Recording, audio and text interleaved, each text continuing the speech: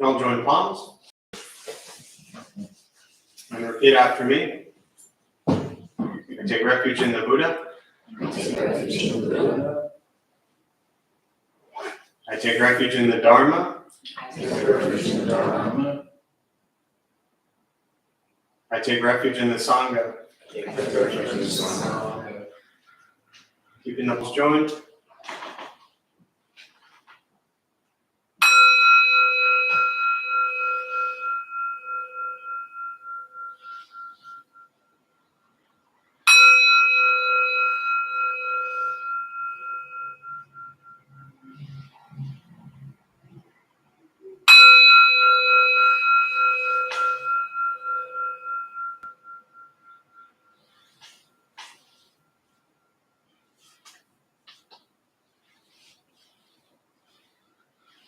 With palms down.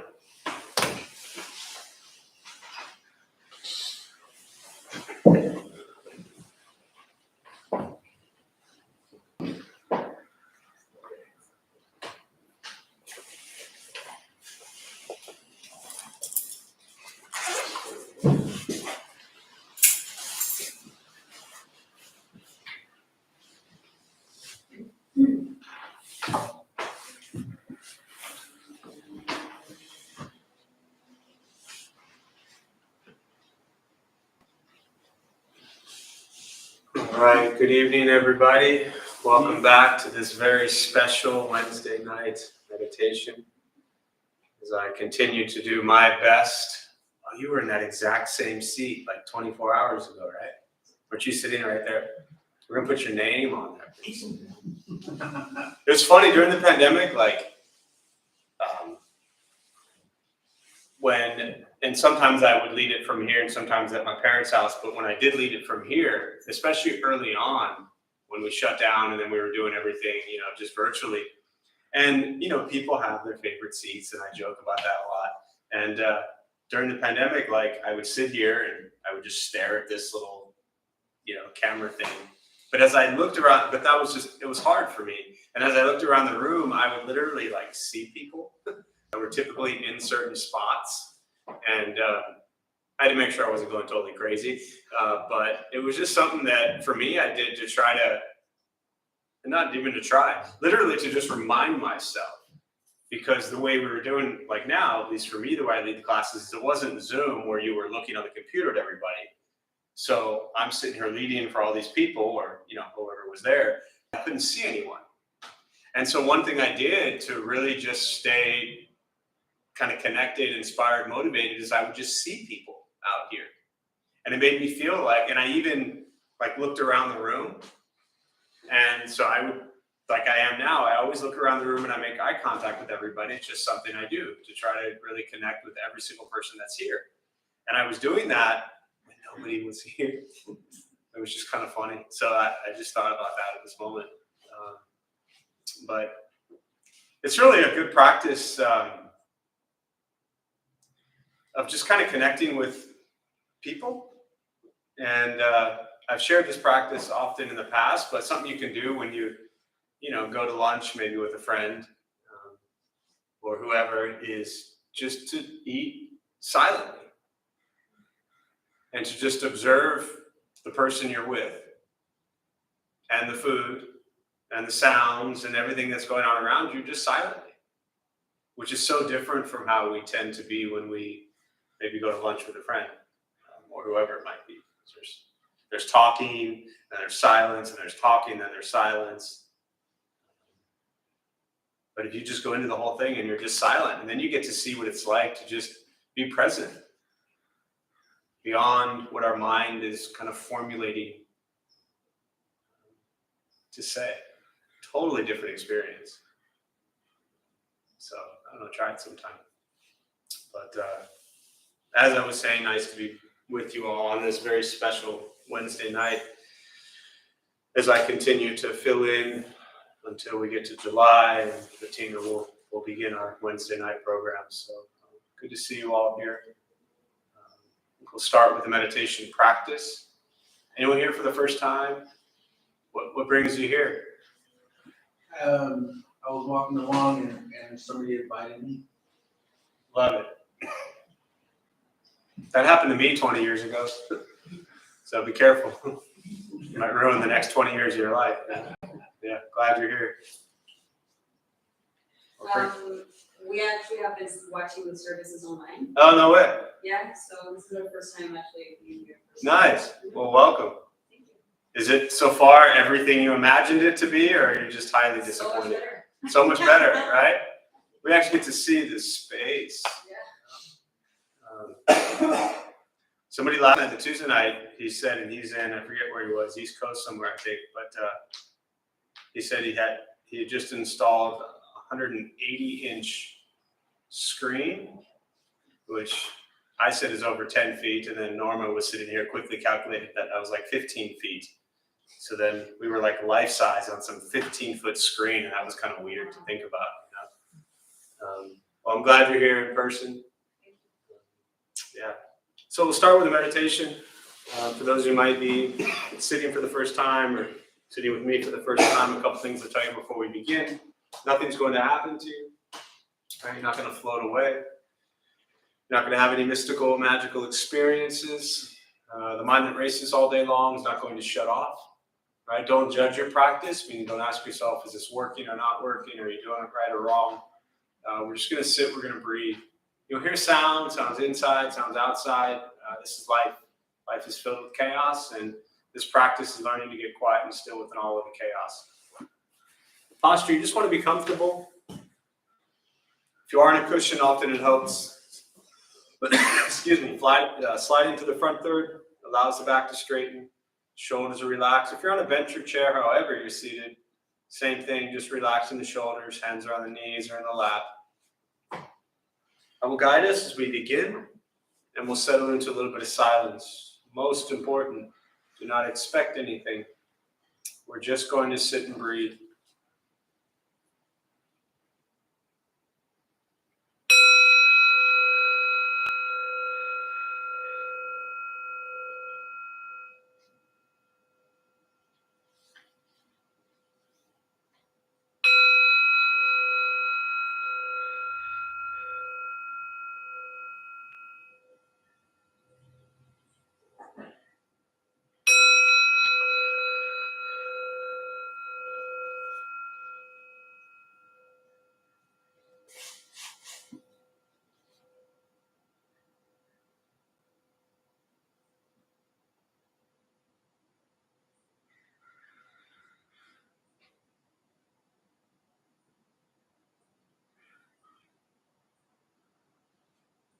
And starting with the eyes closed, if comfortable, or slightly open.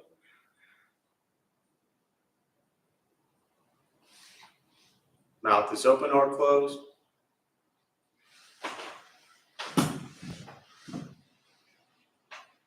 We'll start with taking 3 deep breaths, slowly.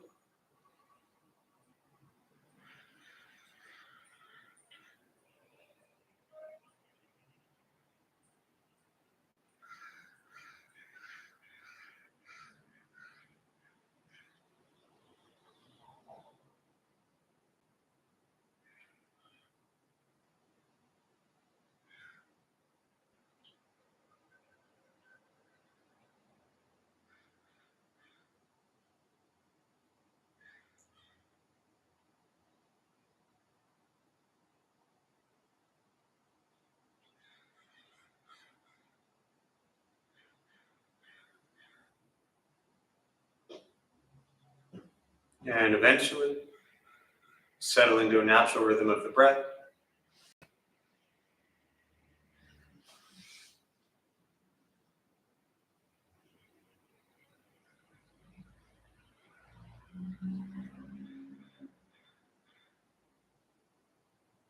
Noticing the mind as it wanders, jumping from thought to thought.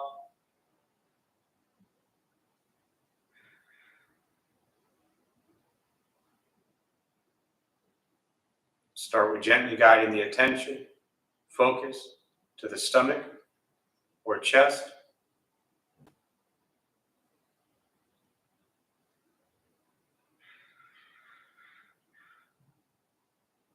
Breathing in, feel them rise.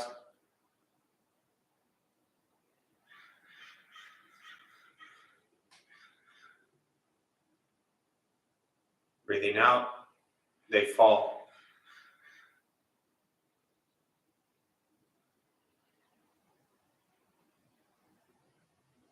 Simply continue this practice,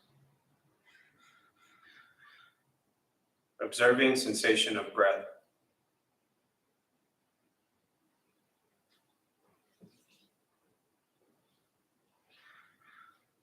Expecting nothing but to sit and breathe.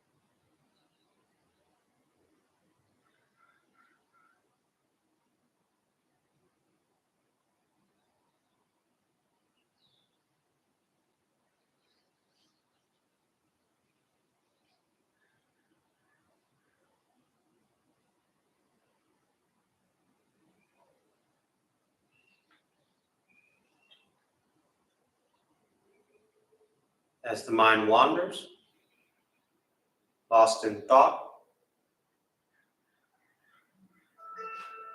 recognize it,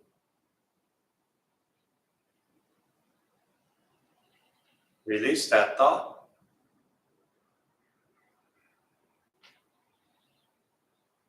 return attention, focus to the breath.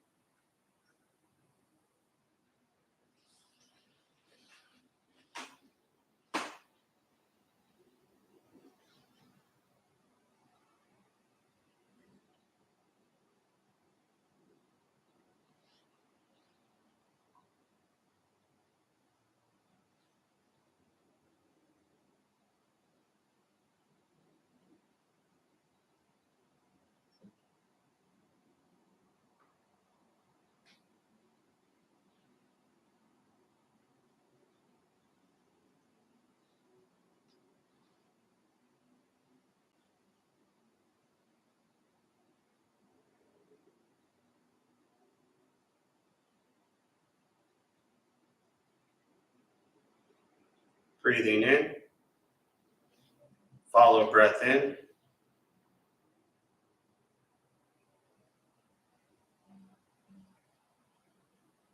Breathing out.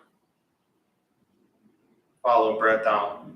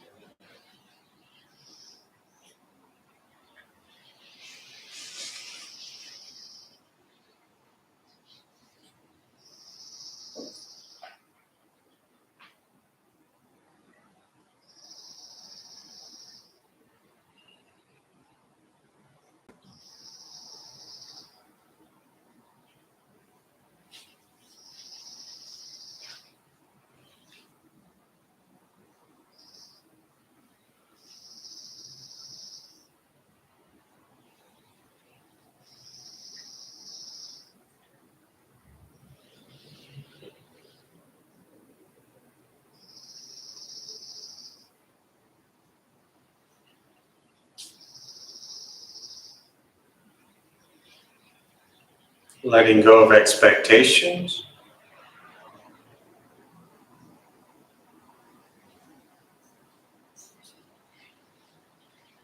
Letting go of judgments from the practice.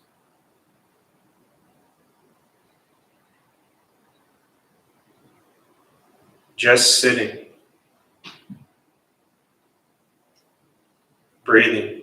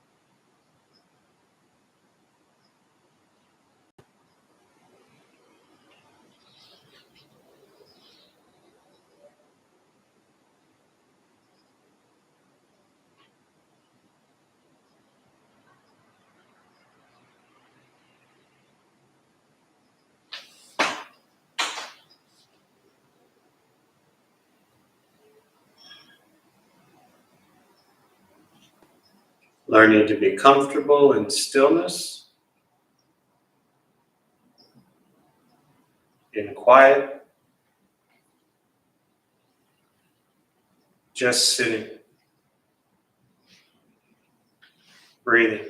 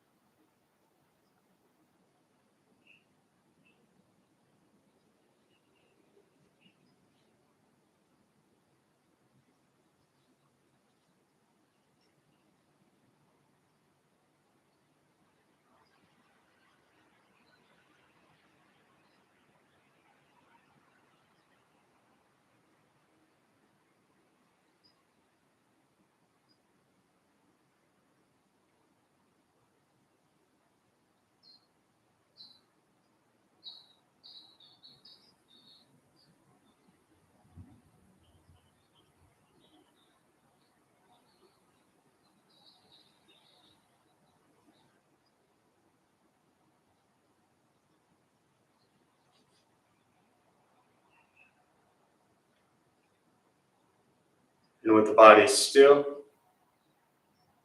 rested,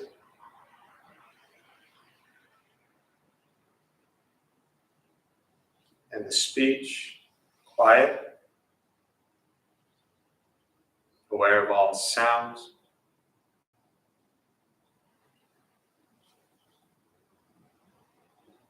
in the mind, learning to settle.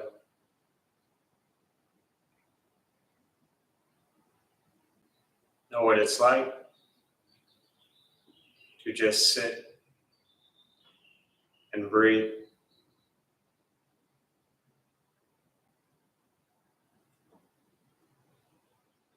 Knowing with each breath, there's nothing else to do.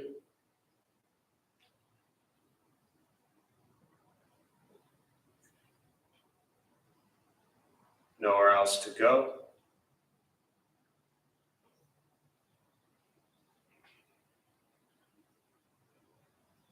No one else to be.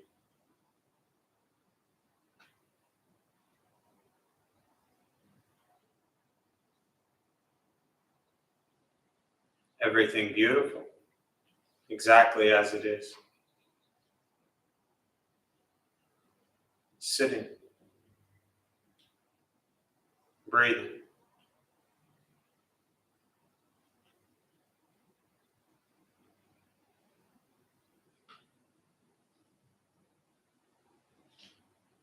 And once again, taking 3 deep breaths, slowly.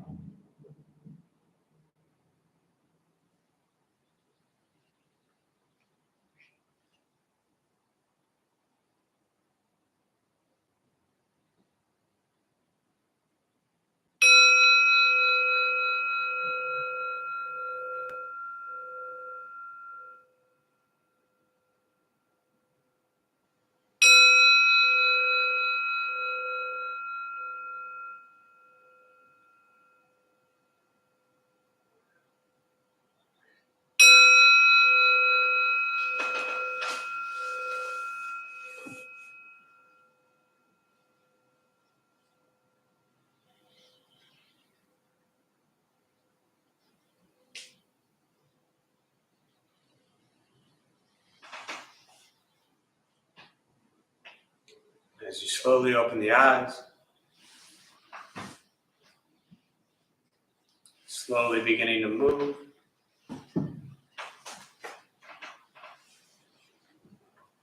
The most important, the practice of meditation, is to recognize how you feel now, immediately after.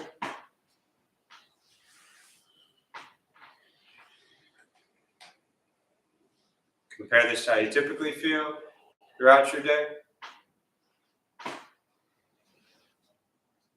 Recognize the difference, if there is one.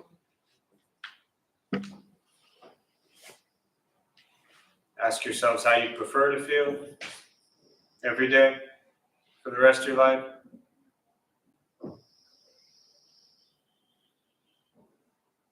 And realize however you feel now, if it's quiet, calm, and still, or a busy mind, racing mind, whatever you're sitting with at this moment, has nothing to do with anything I said.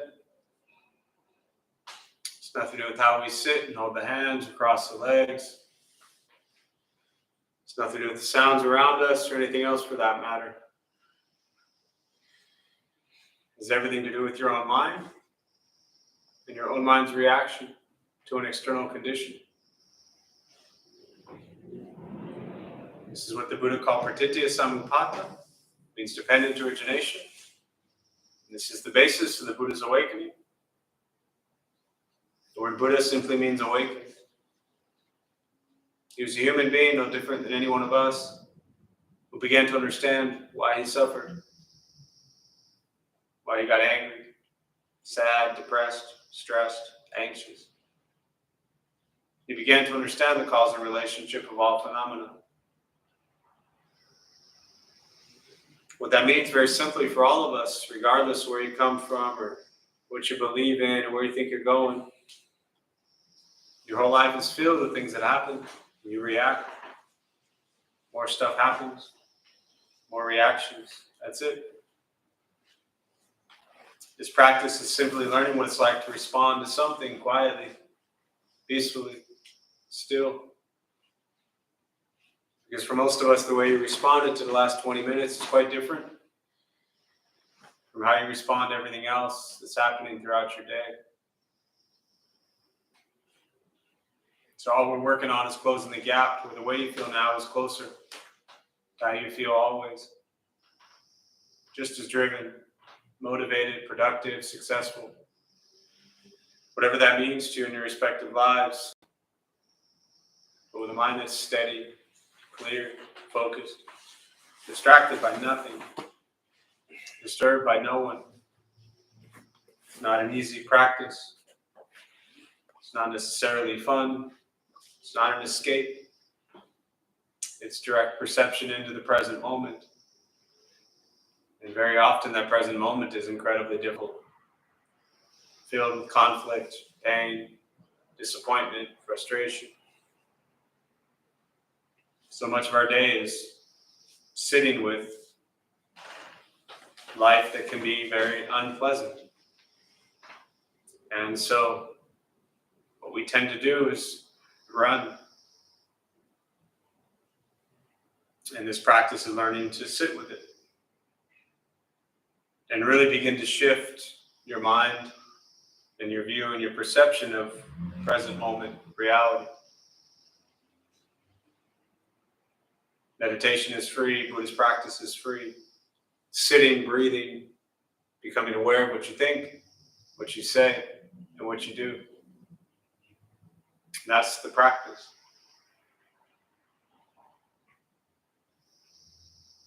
There's a beautiful teaching where prior to the Buddha's awakening, various traditions, various stories, but he sat for 21 days under the Bodhi tree in Bodh Gaya, India, and was challenged by Mara.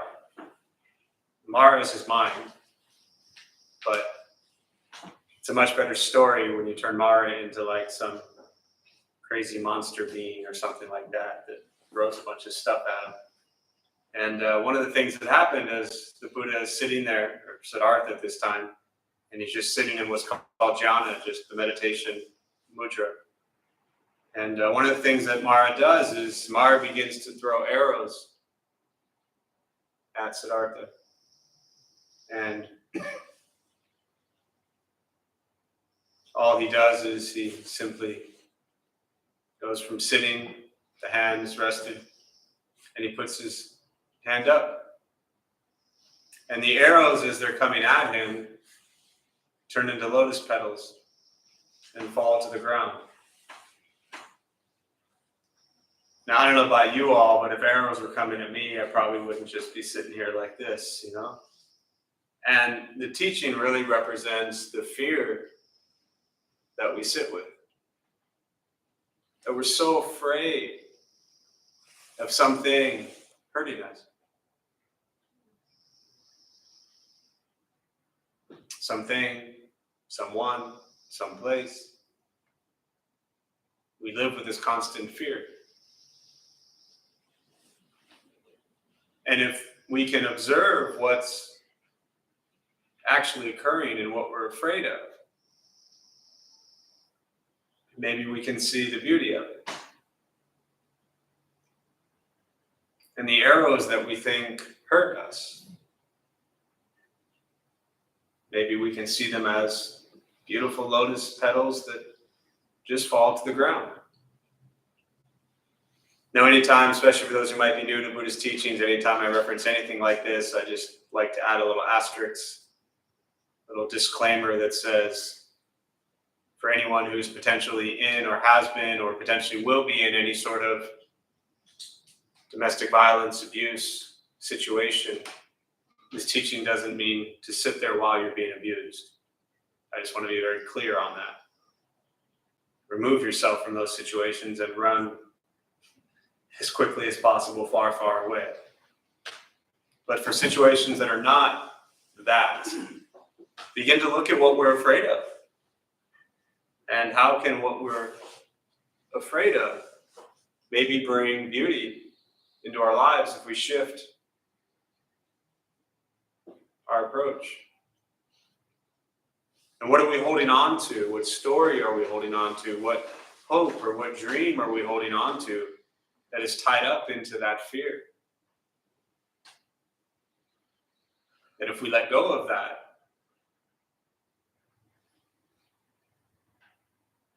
maybe we, in many ways, can find liberation in what's ahead. But fear keeps us stuck.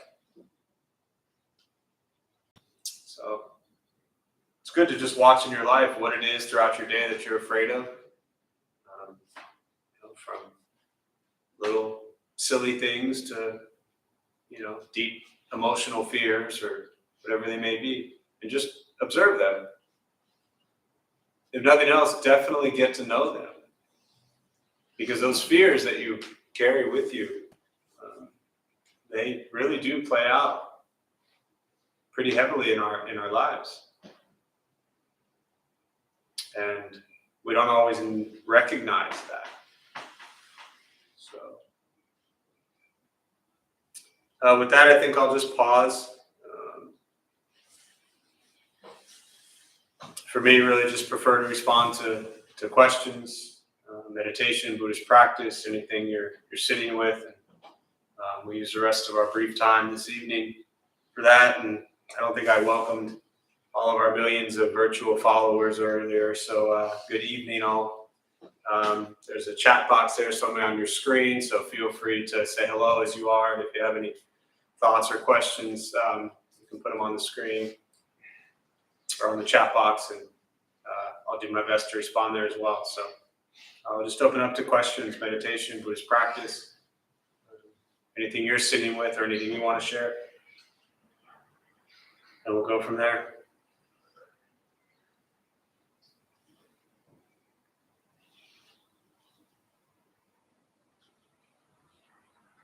I just wanted to say, I've been thinking about how to ask a question about Mara, and you just answered it. Really? Yeah. Yeah. So I guess my next question.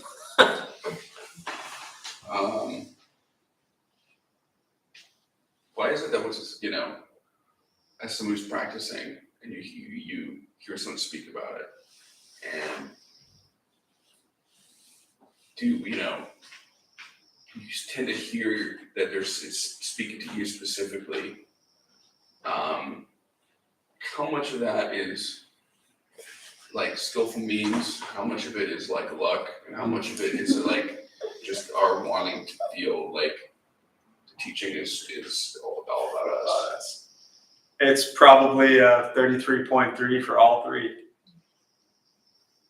That's a great question. Those maybe virtually didn't hear it. Bringing up Mara, that you were thinking about that, and then your question really is for those who are listening. The impact is that it feels like it's directly for you. Mm-hmm. And so your question is, if I'm hearing you correctly, how much of that is skillful means, upaic in the way that it's being delivered? How much of that is just luck that it happens to hit you? And how much of that is you wanting it to be directly for you? So you just think like, well, this is all about me right now, right? That's kind of your question. And I think that, I read a long time ago somewhere that the general idea was that when, a couple of different things, you'll read it different ways, but it said that when the Buddha would speak, that whoever heard him would like instantly awaken. And the other way he read it was that when he spoke, no matter who he was speaking to, no matter how many people were there, that it hit everyone. And that's kind of that metaphor of 84,000 teachings for 84,000 different types of people. But that he had the ability to reach everybody that was there with everything he said. And on a personal level, that's always been really motivated and inspiring to me, because for someone who really spends his life sharing the teachings, I really hope's the wrong word. It is my intention that what I share really does benefit everybody to some degree, right? And so with what I share, I think there is at least on my end, a very genuine effort to present it in a way that does reach as many people as possible. And I mean, just very directly, and I've known you for God knows how many years, that's why I don't want to hear people's personal, you've heard me for years, people ask a question, then they'll start to give me some specific example, and I'm like, stop, because then it's like that specific thing to them. And for me, I think the Buddhist teachings are so brilliant that any general response to a Buddhist teaching should alleviate some sense of suffering in all of us. So I think the delivery of it is important. I did, however, think okay, well, Pierre's here tonight, so I'm going to prepare my entire talk just for him. So there was that aspect of it too. But I think I really just wholeheartedly believe that the teachings hit everybody. And, we all experience pain and suffering in our lives. And we all begin to explore the causes of that suffering. And so if you just share that, how can that not reach everybody?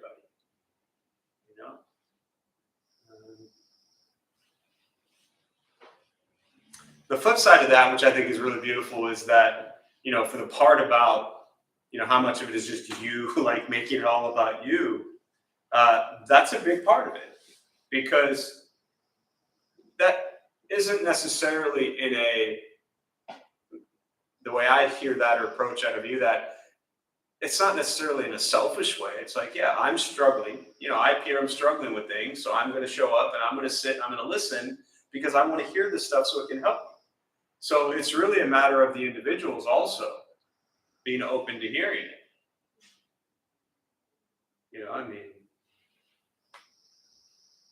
You're around this stuff long enough, there's always going to be every so often people that just show up, and usually because they come with somebody or something like that, and they're just like, nah, this shit ain't for me.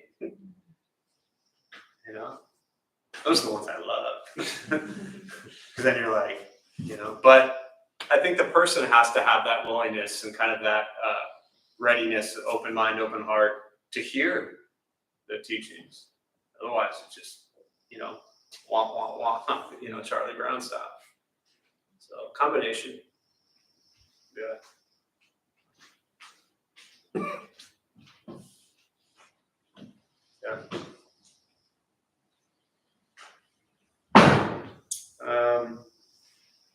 There's a question here or a comment. I'm new to DBT, been following along online for a bit and hope to come in person in the next week. I'm so happy to have found the place. Thank you for being here. Oh, awesome.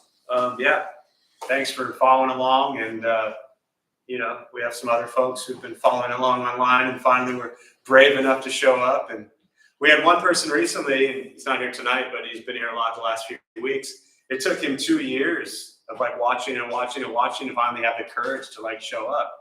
And even came by in the daytime. I had him, you know, I embarrassed him, had him share it last week or so, but he even came by in the daytime to like check it out, you know, just so it didn't seem so overwhelming, because it can be overwhelming. It can be daunting, you know. Did you guys do this? Weren't you here? You were here. Right? I've seen you. Both of you? Yeah. You came by during the daytime to see like, what's this weird place all about? Yeah. So, you know, we all kind of, you know, fumble into it on their own way. I mean, last night, one girl came, like, was on a walk and randomly came into Buddha for You at like 6:20, 6:30. And she like roamed around the store, and I just said, you know, let me know if you have any questions. She was like checking it out. She was about to leave, and I said, well, temple's upstairs if you want to go check it out. She's like, oh, there's a temple. I didn't even know it was here. So she came upstairs, and then I completely forgot about her, and I was closing up everything, talking to whoever down there, and I came up, and she was like sitting over here in the class. So she said she walked up here and just loved it, so she just stayed. So it's always funny to me how people end up here, you know. Yeah, if you show up, it's a relatively safe space. You'll be all right. Yeah. Other questions, thoughts? Yeah. So what I've noticed with my sits or whatever, when I'm meditating, is I'm doing the breathing. Right? Yeah. I'm aware. I'm sweeping out thoughts as they come, just, you know. But without fail, there will come a time when in the middle of meditation, I nod off for a split second, right? Yeah. And it's a very annoying thing. I don't know how to get around it, but it happens without fail. Yeah. I don't know if there's something you can do to like not momentarily. It's not a real nod because I'm aware, right? Sure. But it does It's happen. that starting to doze off, and then you catch it, and it throws you back. Yeah. Yeah. So that's just something I noticed. And Yes. It's actually annoying. Annoying, yeah. So there's two beautiful things that you can do to help yourself from stopping that, like, you know, and it's funny too, because you'll be sitting, all of a sudden you feel yourself falling forward, and you just like throwing yourself back up, you know. And years ago I used to lead like super like 40-minute meditation practices, right? Because I thought back then, like, the longer you sit, the better it was.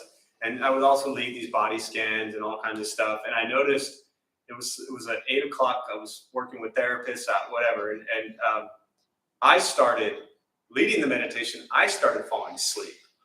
and so I'm like, you know, you're on your shoulder, and then I'm like, hey, where are we? You know, like to myself, I started falling asleep. But then I had this beautiful realization that nobody else knew I was falling asleep, you know? So it didn't really matter. And they were all probably asleep anyway. So, but there's two things you can do. One, get more sleep. Do you sleep well? No. No.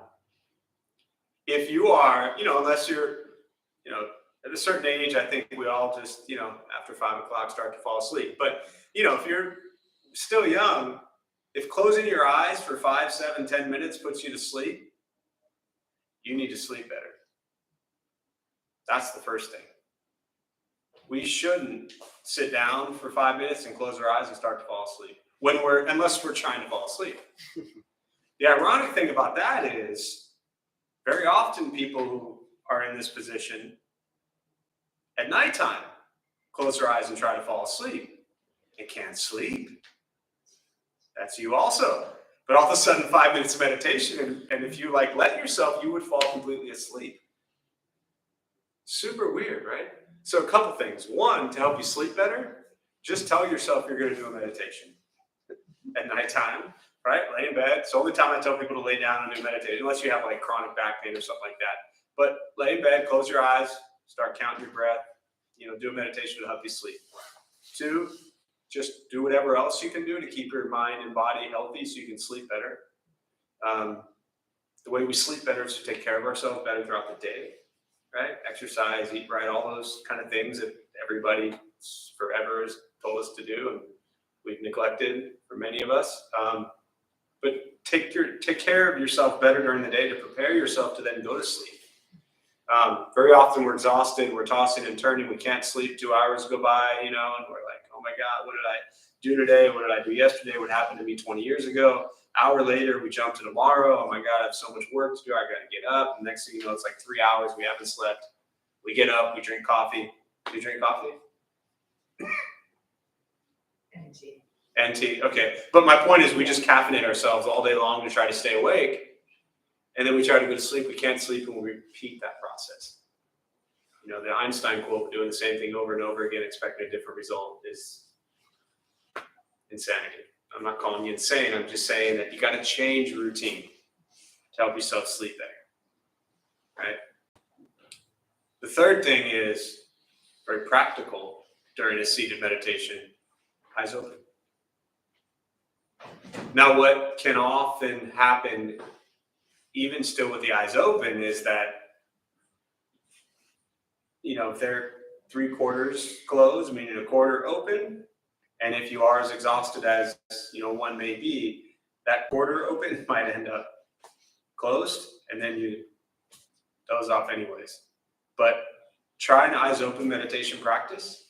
So even sitting here in your seat, just kind of stare down. You can try it right now. Just kind of like close your eyes and then open them slightly to where now you're staring down. It probably should be about the bottom of the base of that chair. And just hold your gaze there. So instead of doing an eyes closed practice, just keep them open. And it's really hard to fall asleep with your eyes open. I've never done the eyes open, so I'll Try that. Like I said, if one is just so tired, they'll just close eventually anyways. So prepare yourself better through the day to sleep better. Because you're way too young to be falling asleep. I'm actually not young at all. Not at all. You're still, I'm not going to ask. I'm just saying, yeah, for sure.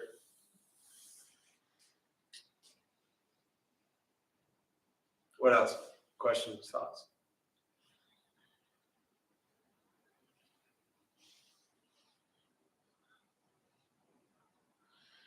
So how important is like a pilgrimage in Buddhism? It seems like it's important because I see it in other texts, like the Dharma Bum's book, Into the Wild. I see pilgrimages. Yeah. And then I hear about there's a pilgrimage like in Southeast Asia. Yeah. So what's the story behind that? Great question. So what's the story behind that? I mean, the story behind that is there's lots of pilgrimages in the world. There's a guy from here, he's doing the El Camino in Spain. Spain and France, I think, connects the two, right? Say again? Portugal. Is it all three? Yeah. So a lot of pilgrimages. Pilgrimages in and of themselves can be spiritual experiences.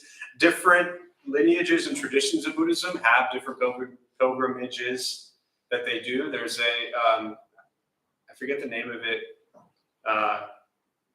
Tibetan, but they'll sometimes travel for months and do like 3-step 1 bow pilgrimage, where they literally will walk 3 steps.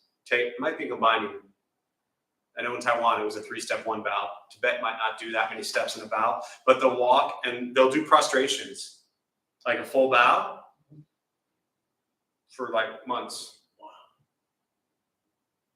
So you go down, you do a full bow, you stand up, maybe take a step, go down, do a full bow, stand up, maybe take a step. They'll stop, to eat, maybe to sleep a little bit. I don't know the specifics of it. Japan has one. if I had any bucket list, dream thing I want to do other than live at Wrigley Field for a season, it would be the 80-day pilgrimage in Japan.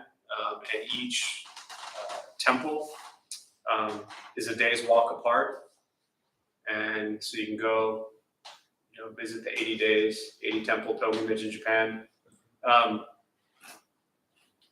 Your question really around, like, is it a Buddhist? I wouldn't necessarily say it's like, I think your question is how important is it, right? Right. I wouldn't say that it's like important from a Buddhist perspective. I think if someone has the means, the time, the ability to do a pilgrimage, beautiful. I think it can be a really wonderful spiritual experience. Even at the time of the Buddha, they did what's called the Rains Retreat, where it was a 90-day period where it was very much just kind of, they do it up in metaphor. They still do 90-day, they do Rains Retreat, right? The metaphors. And is the monastery closed during that time? Sometimes. Sometimes. But they pretty much, there's nothing else going on up there, right? I mean, it's Yeah, just. they're close to overnight visitors. Okay, yeah. So Metaphors Monastery, the monks there, they do the Rains Retreat, they do it 90 days, I think. Yeah. And so retreats are important. I would say at this stage, how long have you been around Buddhist stuff? Like a week? Yeah. Yeah. So at really like a week, I was guessing, but. No, in spirituality, I've been around for like 5 years. Okay. 7 years. Yeah. But Buddhism, Pretty new. yeah. Yeah. What I would say is, I think, especially for someone who's new to this stuff, retreats, even on a short term, are way more important to your question than some pilgrimage. Even here, this isn't like a push to come here, but we do a 4-hour, half-day silent retreat, first Saturday of the month. So instead of thinking about some 3-week pilgrimage, just see if you can be, what's your name? Greg. Just see if Greg can be stuck with Greg silently for 4 hours without watching Netflix. And then look at, maybe there's a day-long retreat, maybe there's a 3-day retreat you can go on. That, I think that is important. I'm not a big fan of thinking that like a pilgrimage is important. I think retreats are important. To be able to put yourself in those conditions, anywhere from, half-day, day to 3-day to 10-day retreats, I think those are really important. Because that'll allow you to really sit with Greg. Right. Yeah, does that help? Yes. Yeah. Is there any connection with, we were just reading about the home leaving, Yeah. between doing a pilgrimage or a retreat and the original concept of home leaving? Mm-hmm. I think that there's, and again, in kind of like a lay, modern, well, not even modern, but it's in a lay format, meaning non-monastic format, home leaving can be difficult in a way, depending upon people's situations. But in a similar manner, I think if someone can leave home for a period of time without abandoning, responsibilities, I wouldn't leave 7-year-olds on their own for 3 months while you go off on a retreat. But I think that I love I know even the local temples here, I know a lot of people that used to go, the Thai, Lao, Cambodian temples, Buddhist temples. In those cultures, it's very common for the teenagers to leave home and go to the temple for maybe 30 days, 60 days, 90 days or something like that, and kind of, become a monk for 30 days. I think those things are absolutely important. Because it does disconnect you from your environment. Correct. It leaves you with yourself. Yes. And so obviously everyone's situation is different, but yes, anytime you can kind of disconnect, unplug from these, we just get stuck in these routines day in and day out, year after year after year after year. And it is so hard to break those patterns. But if you can unplug from it for however long, I think there's only benefit to be had, you know.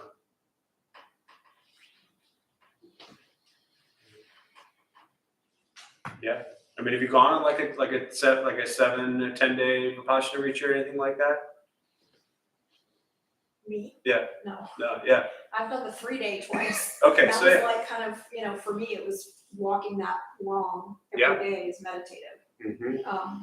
And being away from home for 3 days. Yeah. Especially when you have little kids. Sure. It's like a long journey. That's a lot. It's Yeah. a lot of free time when you don't A have lot of any. free time, and the worry and the concern, you Like, know. you just leave all of it. Yeah. And what I noticed after even just doing that is that when you're out for 3 solid days and sleeping in a tent and walking all day, even if you're surrounded by a bunch of people, when you go back home, you realize what it means to be sheltered. Definitely. Yeah. Yeah, they're great opportunities to appreciate, have gratitude for everything we have when you get exposed to different ways of life. And, you know.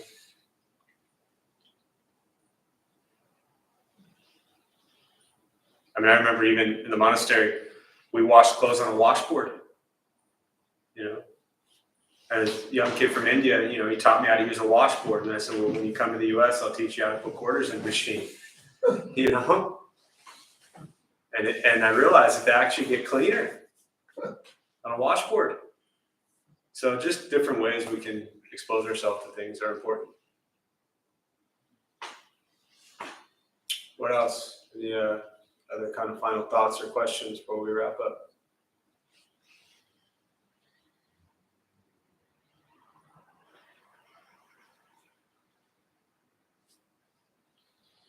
Yeah, there's a comment here. The 10-day Vipassana meditation retreat's incredible. Yeah, for those who aren't familiar, Essen Goenka, I think it's Goenke, initials S.N. Free 10-day retreats. They're all over the country, all over the world, really. The closest one here, I think, is out of 29 Palms. But totally free, 10 days, silent. Just you and your head. And a bunch of other people around you with themselves and their head. And 10 days of silence. So those retreats are really a phenomenal experience. And I often tell people, even if you've never done an hour of silence, don't let that scare you. That you don't have to, it's not like a marathon where you have to like train for it. Often people say, like, well, I want to build up to that. Don't build up to it, just go. Just drop in and go 10 days. You and yourself. They're pretty life altering. Because then what comes after all of that really begins to shift how you see things and how you do things. So thanks for bringing that up. Anything else before we close?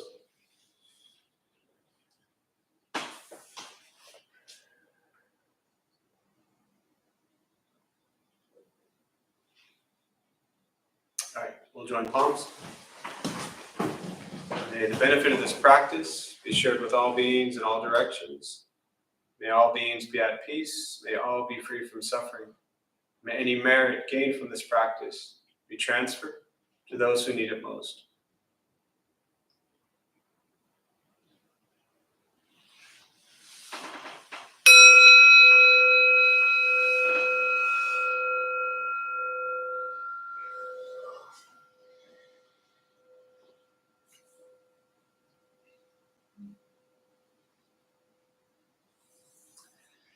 So a few quick announcements before you all head out. Thanks for being here.